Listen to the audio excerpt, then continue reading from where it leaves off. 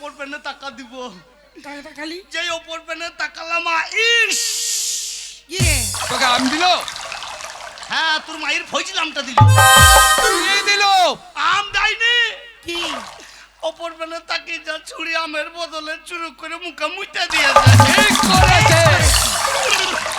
মা ছুরির মূর্তি নুন শোন হ্যাঁ? তোর মতো মানুষ এই পৃথিবীতে বেঁচে থাকলে হ্যাঁ। ওই খেদির মতো মেয়েরা তোর মুখে পেচ্ছাপ করবে কেন কেন কেন কেন করবে জানিস কেন?